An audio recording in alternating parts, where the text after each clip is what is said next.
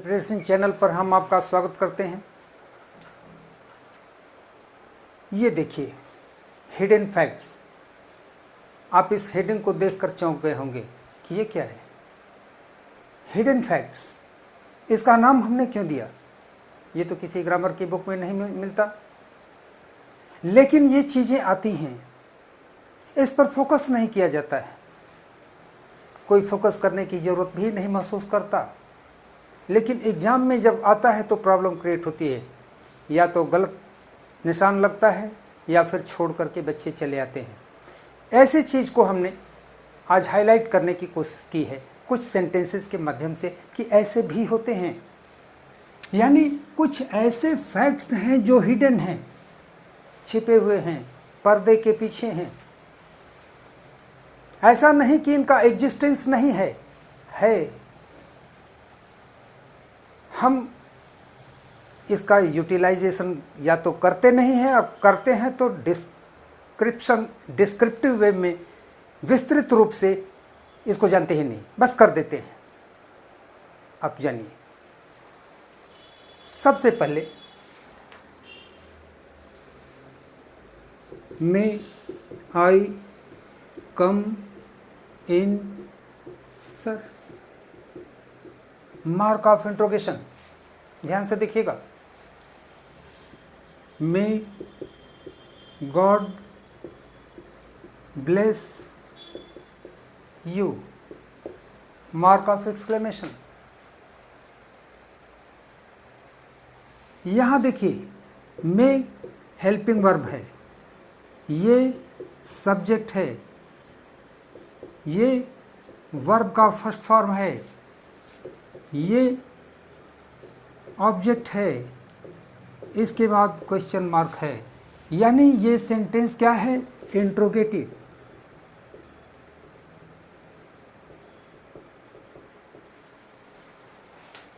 Formula देखिए, यहाँ भी हेल्पिंग वर्ब है, यहाँ भी सब्जेक्ट है, यहाँ भी वर्ब का फर्स्ट फॉर्म है, यहाँ भी ऑब्जेक्ट है, लेकिन मार्क ऑफ एक्सक्लेमेशन है। एक ही फार्मूला है, लेकिन दो अलग अलग सिंबल क्यों? दो अलग अलग चिन्ह क्यों?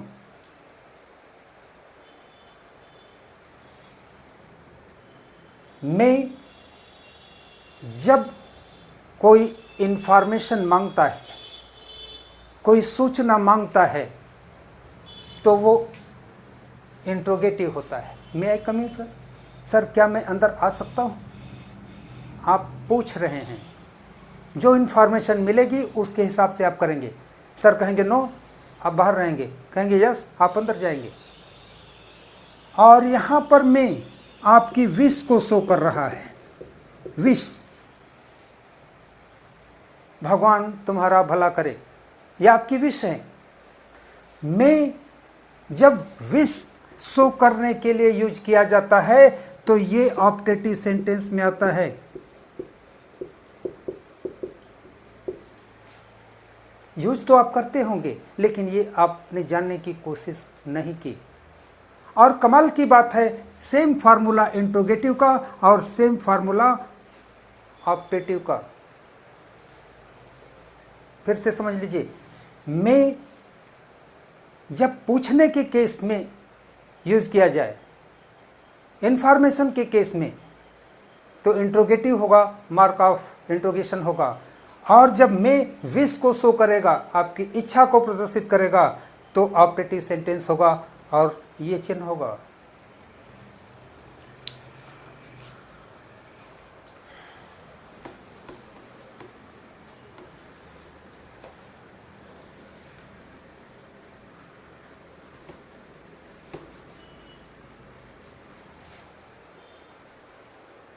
हर तरह के एग्जाम में आता है, कम ही सही लेकिन आता है। अब देखिए, why waste your time, mark of interrogation. जबकि इंट्रोगेटिव सेंटेंस का एक फार्मूला ये भी है कि सबसे पहले आप इंट्रोगेटिव वर्ड लिखते हैं, ऑलरेडी है। इसके तुरंत बाद हेल्पिंग वर्ब लिखना मस्ट होता है, जो नहीं है। इसके बाद सब्जेक्ट लिखते हैं, जो नहीं है। इसके बाद वर्ब लिखे हैं। इसके बाद object, then mark of interrogation. Helping verb और सब्जेक्ट गायब है। इंट्रोगेटिव, इसका फॉर्मूला क्या है मालूम है? ऐसा अगर कोई केस है तो ये पूछ नहीं रहा है, बता रहा है, सजेशन दे रहा है। बहुत सारे ऐसे इंट्रोगेटिव सेंटेंसेस होते हैं लाइक दिस, जो पूछते नहीं हैं, क्वेश्चन वर्ड के माध्यम से आपको सजेस्ट करते हैं।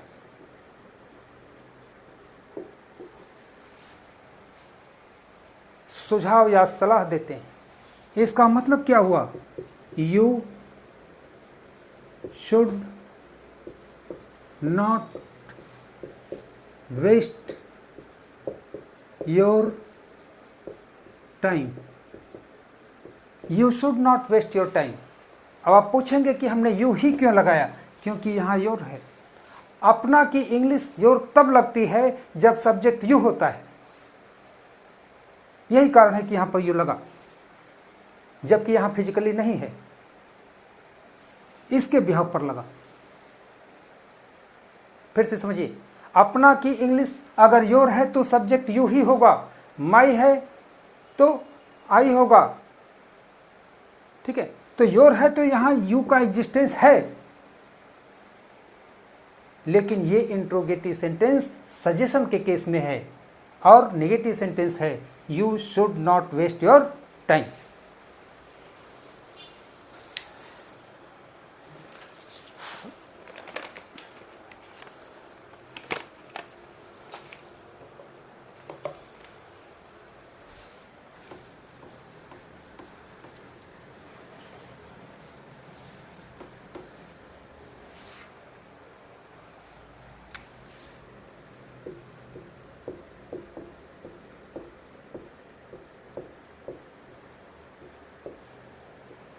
What happened? यहां भी मार्क ऑफ इंट्रोगेशन लगा। आपने पढ़ा होगा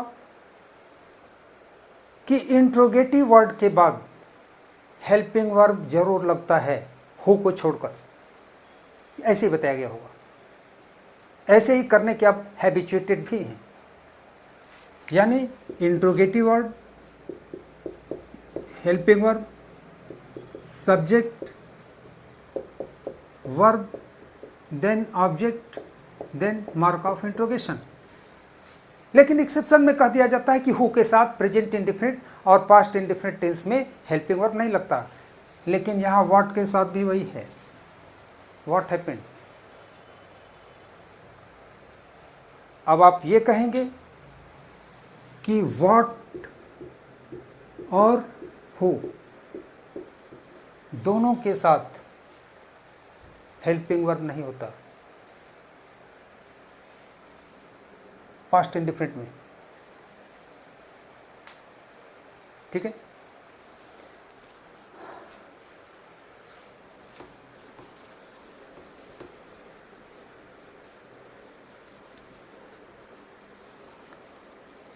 अब बड़ा ही एक डिस्प्यूटेड चीज लेकर के आ रहा हूं, इस पर जरूर गौर कीजिएगा। इंटेंशनली आपको समझाने के लिए।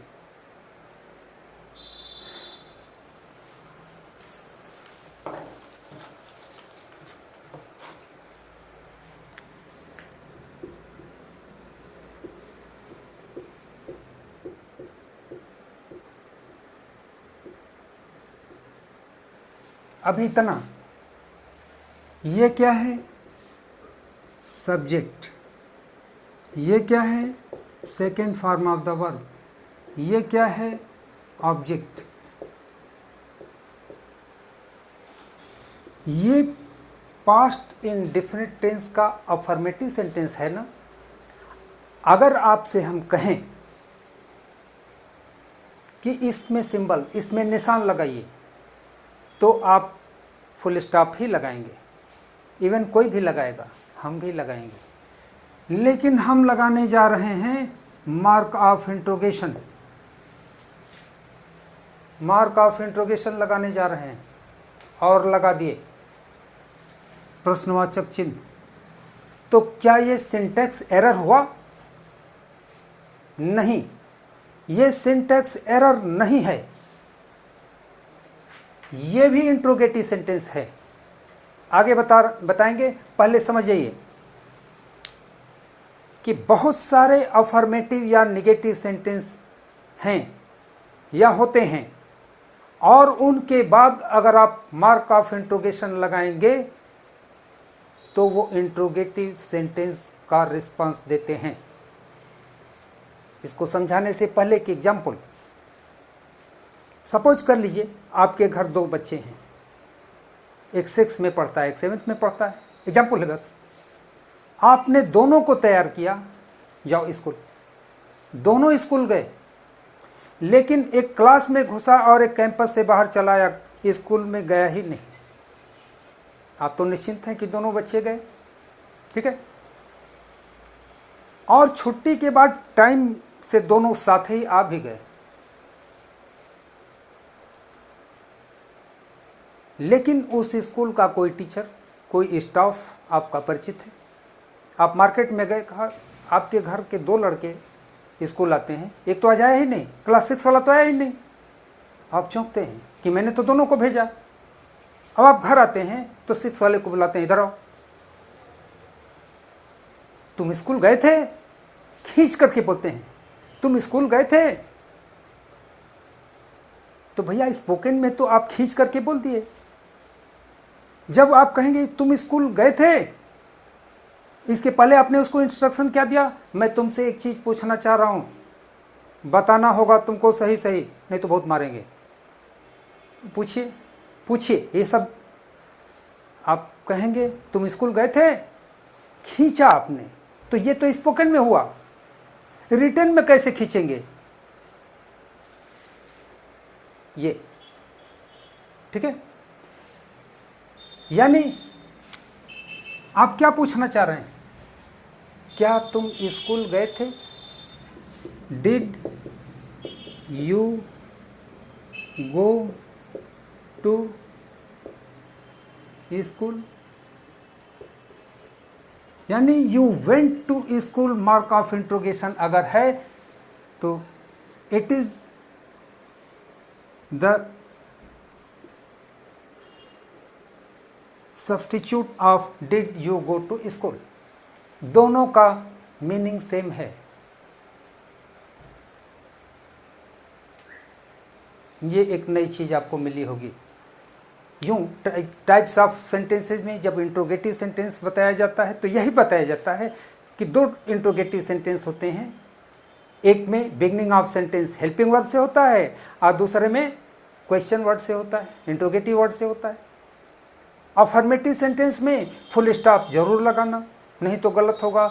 लेकिन यहाँ पर देखिए, यानी कहीं ना कहीं तीसरा इंट्रोगेटिव सेंटेंस भी होता है जो पॉपुलर नहीं है, और यही हिडन फैक्ट है।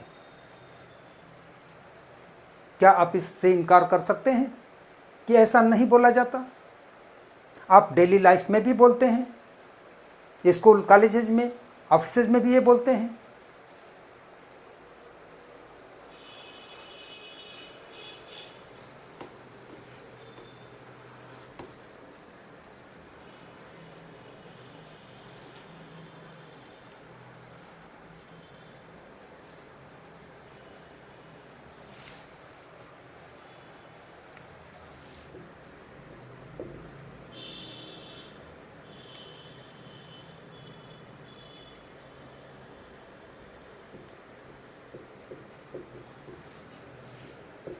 Y waste your money?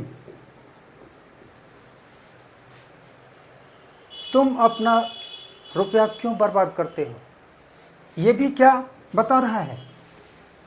Suggestion.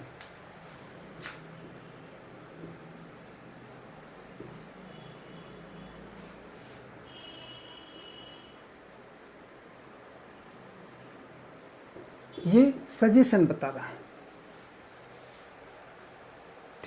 सुझाव, सलाह, यानी ये किसका सब्स्टिट्यूट है? You should not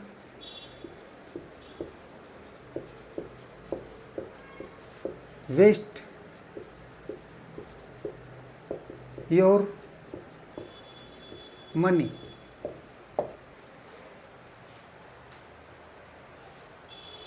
interrogative sentence के इतने रिस्पांस होते हैं।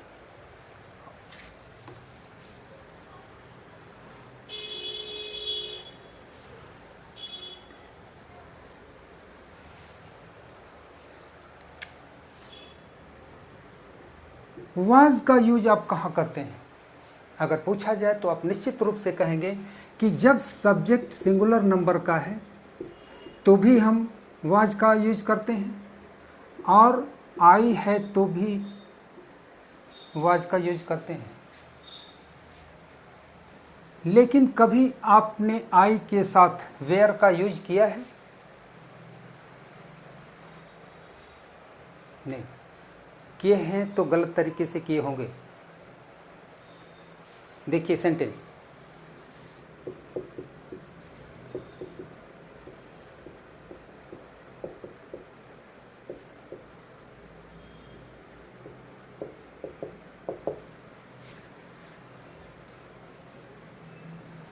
If I were young again, निश्चित रूप से आप चौंके होंगे। If I were young again क्या है? काश मैं फिर से जवान हो जाता। मेरे जैसा बूढ़ा आदमी कोई अगर ये कहे तो आप बताइए क्या ये पॉसिबल है? नहीं।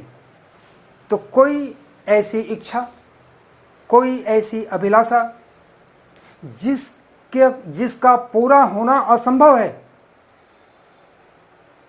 कोई अभिलाषा, कोई इच्छा जो पूरा न हो सके, अगर ऐसा कुछ है तो आप आई के साथ वेयर का यूज करेंगे। काश मैं फिर से जवान होता। ये भी एक हिडन फैक्ट है।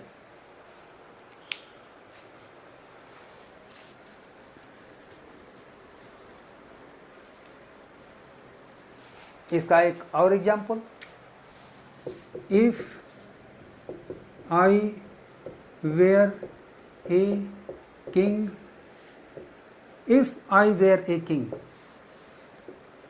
काश मैं एक राजा होता। पॉसिबल है? नहीं, पॉसिबल नहीं। तो राजा बनने की मेरी अभिलाषा, राजा बनने की मेरी इच्छा इम्पॉसिबल, नहीं पूरी हो सकती। ऐसे कंडीशन में आई के साथ वेयर का यूज किया गया।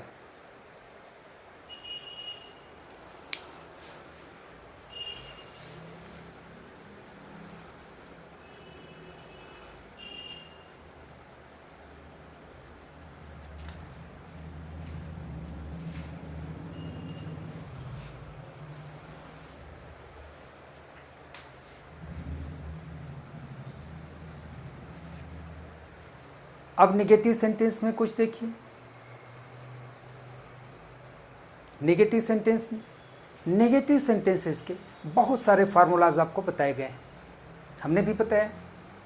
नॉट है तो हेल्पिंग वर्ब लगेगा, नेवर है प्रेजेंट इंडेफिनिट, पास्ट इंडेफिनिट में तो हेल्पिंग वर्ब नहीं लगेगा। अगर नथिंग है, आई हैव नथिंग टू ईट,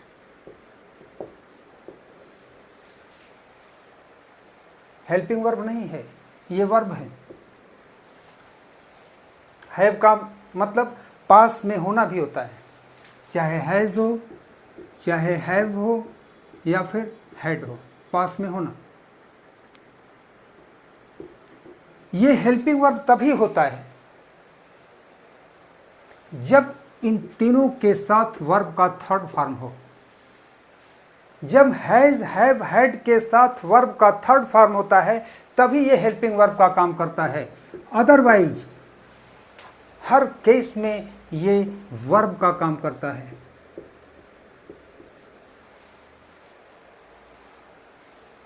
इसी तरह से डू या डज भी होता है, डिड भी होता है। डू, डज और डिड हेल्पिंग वर्ब है और वर्ब भी है। ये हेल्पिंग वर्ब कब है? जब इनके साथ वर्ब का फर्स्ट फॉर्म यूज किया जाए। अगर इनके साथ वर्ब है ही नहीं है, एकदम नहीं है, तो ये खुद वर्ब का काम करता है। जैसे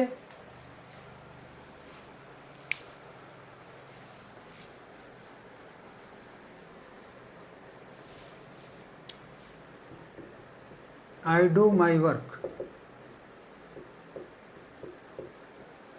मैं अपना काम करता हूँ। सी डज हर वर्क, वह अपना काम करती है। दे डिड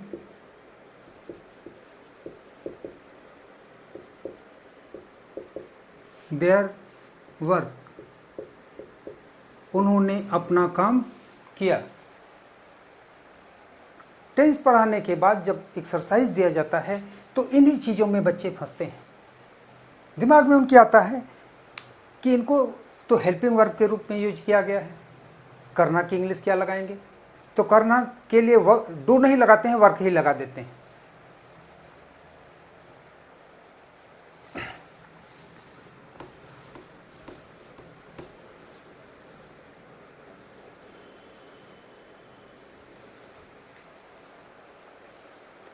अब देखा जाए,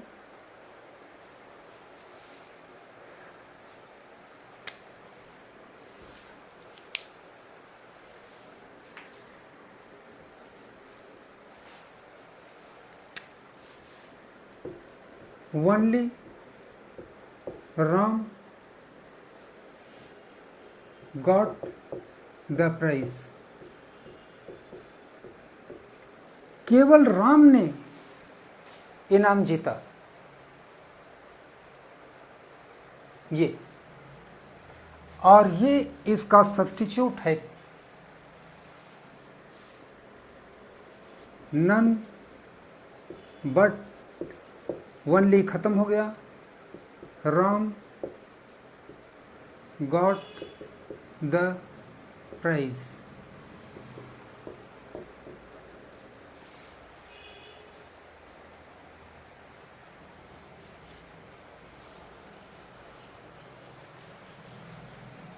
इसकी ज़रूरत क्यों पड़ी, हम क्यों बता रहे हैं? क्योंकि बहुत सारे केसेस में हमने देखे हैं कि वनली का सही यूज बच्चे नहीं करते हैं। इस वनली को कहीं लगा देंगे, बीच में लगाए Ram only got the prize या Ram got the prize only, अर्थ का अनर्थ हो जाता है। तो अगर आपके दिमाग में कोई कॉन्सेप्ट गलत है तो इसका सब्स्टिट्यूट तैयार है।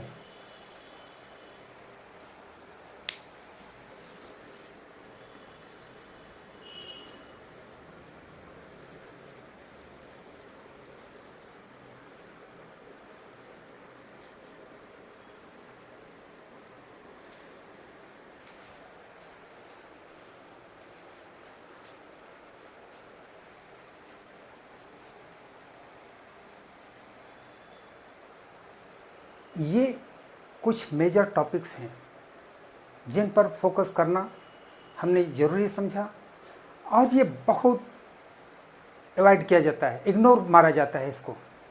लेकिन इग्नोर करने की चीज़ नहीं है। जब आप बड़े हैं, कंपटीशंस को फेस कर रहे हैं, तो ये जानना बहुत ज़रूरी हो जाता है।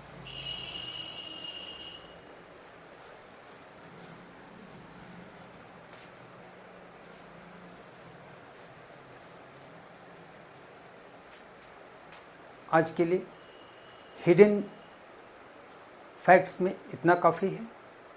फिर हम नेक्स्ट वीडियो में आपसे मिलेंगे कुछ नई चीज़ों को लेकर के। तब तक के लिए thanks for your kind cooperation.